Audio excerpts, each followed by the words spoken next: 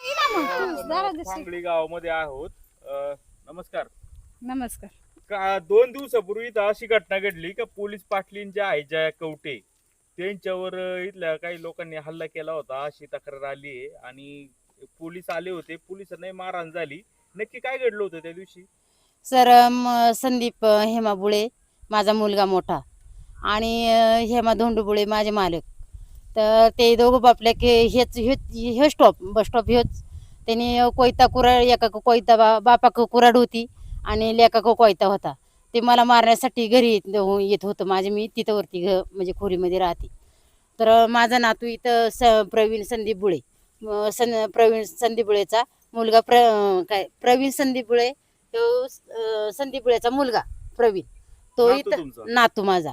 तर मग तो इथं शाळेत येत होता. तो मला काय माहित नव्हता ते कधी आलता माझा मुलगा तो काय मला माहित नव्हता. तुमचा मुलगा आणि तुमचे तुमच्या सोबत राहतात का? नाही ते वेगळं राहतात आणि मी तुमच्या सेपरेट. मिस्टरांना अजून एक पत्नी आहे ना? हो आहे.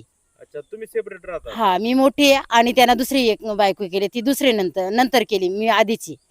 तर मग ते इथं येऊन थांबलं होतं. मी पोराला बोलवलं तर तो प्रवीण बुळे ना म्हणजे संदीपचा मुलगा तुमचा तो नातू? हो नातू ते बापाक जात नाही तिच्या. तो घाबरतो त्याच्यामुळे तो मी बोलावला तिकडं आणि तो आला माझ्या जवळ पळत आणि मग हे दोघं पण माझ्याकडे आलं. ते मला शिव्यागाळा करू लागलं. पाटलीन बाईला पण बोलू लागलं. लय घाण ठिकाणी पोलीस आली मारी कंचा पोलीस येतो ते तो असा म्हणजे लय घाण घाण बोलत होतं. पाटलीनबाईच्या आईला पण बोलायचं आणि पाटलीनबाईला बोलायचं. तर मी बोलले का तुम्ही माझं तुम्हाला काय करायचे ते माझ्या संग भांडा ना, पाटलीनबाईला का बोलता तुम्ही. तर लगेच ते बोलता बोलता बाहेर निघालं आणि त्यांच्या घरी आलं. म्हणजे इथं घर आहे त्यांचा. जे निवास दिसतंय हे त्यांचं घर आहे ना पाटलीनबाईचं? हो. तर मग त्यांच्या घरी आले म्हणजे तुमचा मुलगा आणि तुमचा पती? हो. आणि मग ते दोघं जण आल्यानंतर मला वाटलं आता पाटलीनबाईला मारतील हे. मग मी त्याच्या पाठोपाठ आले त्यांच्या आणि मग ते तिथून इथपर्यंत आले. मग पाटलीनबाई त्यांच्या मामाच्या घरी गेली. इकडं गंगाराम गुळेच्या घरी गेल्या. त्यांच्या मामाच्या घरी त्यांना भीती पोटी ते असं पळून गेलं म्हणजे. तर त्यांच्या पाठोपाठ ते परत दोघं पण त्यांच्या घरी गेलं. ते कुठे घर बुळेंचं? गंगाराम इकडं वरती घर आहे. गावात आहे का? हो. आणि मग घरी गेल्यानंतर त्यांचा काय वाद झाला तिकडं ते काय मला माहित नाही. मी आपल्या घरी गेले आणि पाटलीनबाई त्यांच्या मामाच्या घरी गेल्या. मग त्यांचा तिकडे वाद झाला आणि मग त्यांनी पोलीस स्टेशनला फोन केला. पोलीस स्टेशनला म्हणजे फोन पाटलीनबाईने केला? पाटलीनबाईनं पोलीस स्टेशनला फोन केला. तर त्याने ऐकलं का बाबा पोलीस स्टेशनला फोन केला म्हणून संदीप बुळेना आणि हेमा बुळेने ऐकला. तर मग त्यांचा पोलीस येतो त्यांच्या आणि त्यांनी म्हणावं यावं मला फक्त 5 मिनिटं. संदीप बुळे असा बोल का मला 5 मिनिटं फक्त त्यांनी लॉक मध्ये टाकून बघा फांगडीच्या आणि जीव मला म्हणजे मला जीव साथ देईल गावचा माणूस मला जीव साथ देईल त्यांना पण गावच्या माणसांना सुद्धा साहेब यांच्यापासून त्रास आहे. गावच्या माणसांना सुद्धा ते हल्ला करू शकतात. तर मला कोणचा आधार नाही, मला कोणीच नाही म्हणजे मी कोणत्या घरी जात नाही. तर मी पाटलीनबाईच्याच घरी असते. त्याच्यामुळे मला त्यांचा त्रास आहे. आसऱ्याला मी आसऱ्याला त्यांच्या इकडे जाते म्हणून त्या पाटलीनबाईला असं बोलतात का खाली जाऊन पती म्हणजे पाटलीनबाईला असं बोलत होतं. मग मी त्यांच्या आसऱ्याला जात असताना त्यांनी मला भरपूर म्हणजे त्यांच्यापासून मला कायमचाच धोका आहे म्हणायचा. स्वतःच्या मुलापासून आणि पतीपासून आणि ती ताई आहे ना ताईपासून ह्या तिघांपासून आहे. ताई माझी सवत आहे. ह्या तिघांपासून आहे. हे तिघांनी ह्या वाळकाबाईनं सुद्धा त्यांनी साथ दिले. मी म्हणजे माझ्या सासूनच साथ दिली त्यांना. माझ्या अगोदर सासूला त्यांनी बोलून घेतला. सासू माझ्याकडे राहत होत्या आधी. मग सासूला त्यांनी बोलून घेतला लेकांना परत तिच्या ह्या संदीप बुळ्याला बोलून घेतला. मग यांचं चौघांचं कावं झालं. यांचं म्हणजे विचार झाला मला मारण्यासाठी. आणि घरात पण मला बोलतात का घरात पण तुझं राहायचं ना. मग मी राहायचं. तुमच्या घरामध्ये समजा सवतीवरून भांडणं असेल किंवा काय त्यांचे तुमच्या घरगुती भांडणे हो ती पाटलीनबाई तुम्हाला भांडणं म्हणजे करण्यासाठी फूस देते, हा, भांडणं लावते असं म्हणतात. त्यांचा आरोप आहे. असा आरोप आहे. मग काय झालं? मग इथं आले पोलीस, आल्यावर काय घडलं? पोलीस आल्यानंतर मग आम्हाला इथं माझं पाटलीनबाईचा आणि माझा इथं रोड फोटो काढून घेतला आणि आम्हाला पोलीस आले होते? 2 जण आले होते. पहिल्यांदा 2च आले होतं. तर मग आमचा फोटो काढून घेतला आणि म्हणले चला तू तिकडं राहते तिथं जाऊन आम्हाला सांगा ना. मग आम्ही गेलो तिथं. तर पोलीस विचारलं आलं का बाबा कशावरून तक्रार झाली होती. मग तुमची काय तक्रार होती तुम्ही पोलीस स्टेशनला येऊन सांगायची किंवा तुमचं काय होतं ते तुम्ही तिथं मांडायचं ना. तर ते ताईनं उलट ते पोलिसांचा शर्ट धरला आणि लय मारला त्यांना. आणि पोलिसांना मारलं? ते पहिल्यांदा आलं होतं ना त्यांना पोलीस त्यांचं सागर पारधी नाव आहे. हा पारधी आडनाव आहे त्यांचा. म्हणजे महिलांनी अगोदर महिलाने अगोदर मारला, नंतर नवऱ्याने मारलं, म्हणजे माझ्या नवऱ्यानं पतीने हेमा धोंडोबळ्यांनी त्यांनी मारला आणि मग संदीप नापान मारला, असा तिघांनी मिळून त्याला मारला. आणि नंतर पोलीस स्टेशनला फोन करताना ते असं साईडला पाठमार उभं राहिलं, ताई मागून आली डायरेक्ट बांधाखाली लोटून दिला त्यांना, कोणला पोलिसाला बांधाखाली लोटून दिल्यानंतर मग ते घाबरलं, ते रोडनं असं परत इकडं आलं. मग नंतर पाटलीन ते असं वाटलं पाटलीनबाईला मारले का काय, मग पाटलीनबाई पैसे आल्यानंतर ते परत पळत आलं तिघं पण, आणि परत पोलिसाला मारलं आणि पाटलीनबाईला मारलं, कशाने मारलं, काठीनं मारलं. किती मारहाण झाली, भरपूर मारलं होतं. पाटलीनबाईचा डोका फुटलाय, मुका मार डोक्यात मार पण मार लागलाय, आणि पोटात पण तिनं लात मारलेली आता ताईनं, पाटलीनबाईच्या पोटात पण मारलेली लाता. आणि माझ्या नवऱ्याने पण काठीनं मारले पोलिसांना, आणि संदीपनं पण मारले. बर मग तुमचा मुलगाचा काय इतिहास आहे, तो कसा आहे, म्हणजे गुंड आहे का तो गुंडच आहे साहेब.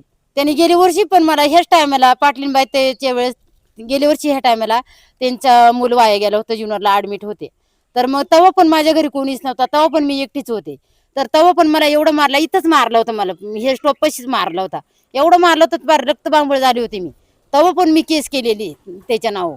आणि तो मला, मी घरात एकटी मला असताना, कळलं का त्याच्यावर अनेक गुन्हे दाखल चोरीचे, हो हो दरोड्याचे, भरपूर गुन्हे खरे दाखल आहेत. हो खरे खरे. काय होतं विषय तो गुंडच म्हणजे त्याचे साथीदार अजून तिकडे देवळाला कोण कोण त्यांची नावं काय माझ्या लक्षात नाही, पण 4-5 जण ते आहेत, त्यांची पहिलीच केस आता टोळी टोळीची त्यांची. आणि तो बोला काय आता करतात ते? ते काही पण दरोडेखोर करतात, म्हणजे कुठं देवळातला काय बोलते त्याला, दानपेटी फोडतात, कोणचं असं घरा फोडतात, कोणची मोटर चोरतात, असं काही पण ते हे करतात. म्हणजे विविध गुन्हे हो, त्यांच्यावर दाखल. आणि गाड्या चोरतात ते, गाड्या पण त्यांनी त्याच्या गाड्या पण त्याच्या नाव, म्हणजे अशी पहिल्या केशी आहे त्याच्या मोटरसायकलच्या, हा ते पण त्याच्या नाव केशी आता. आणि मला बोलतात का तू अजिबात घरात राहायचं, आणि हे प्रवीण बुळे हे बघा घेऊन आतोय माझा बाळा इकडे इथे माझ्याजवळ.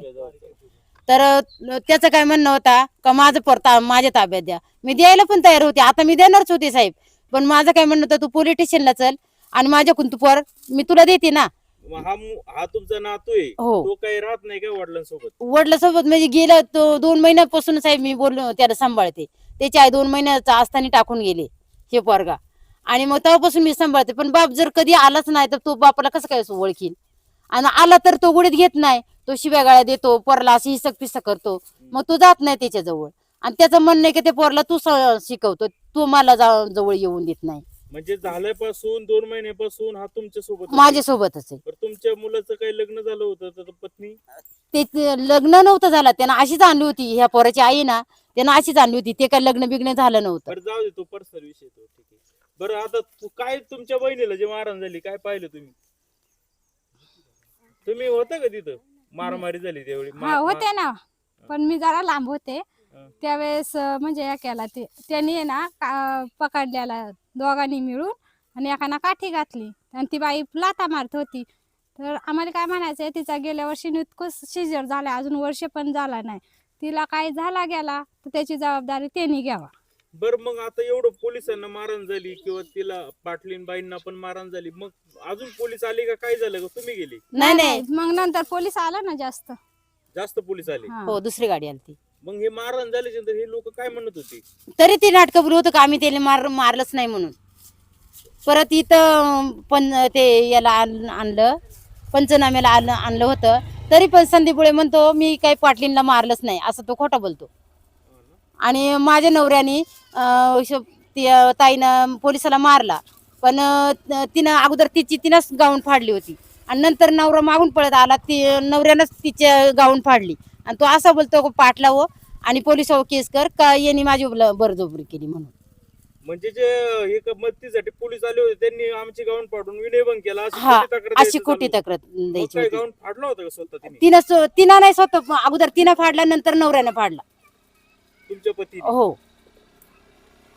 आता तुम्हाला जीवाला धोका आहे उद्या सुटून आले ते त्यांच्यापासून? हो, ते धोका म्हणजे ते आलं ना साहेब, माझी काहीच खैर नाही, मला डायरेक्ट ते कायमच घालवणार दोघं, हे तिघ जण आलं ना फिरून का, हे तिघं पण मला डायरेक्टच मारणार, डायरेक्ट त्यांच्यापासून खरंच मला धोका आहे. तुम्ही आता कसं जीवन जगता? मग आता मला कोणता आसराच नाही तर मी कुठे जाणार आहे? तुम्ही लोकांशी बोलले तर बोलून देत नाही तुमचे नाही मला कोणत्या इथं तो त्यांचं असं म्हणणं आहे कोणत्या इथं बसायचं नाही कोणत्या इथं जायचं नाही असं त्यांचं म्हणणं आहे. आणि आम्ही जसं बोलू असं म्हणजे त्यांच्यासारखं बोलायचं असं मला तर त्यांच्यासारखं राहायचं नाही. आणि मग तुम्ही आता काही कामाला जाता का? नाही कामाला नाही जात असं गावामध्ये काम असलं तर मग आता हे पोरकोणापाशी राहत नाही हा. तर मग मी गावात असेल काही काम तर मी करते नाही तर मग घरीच असते.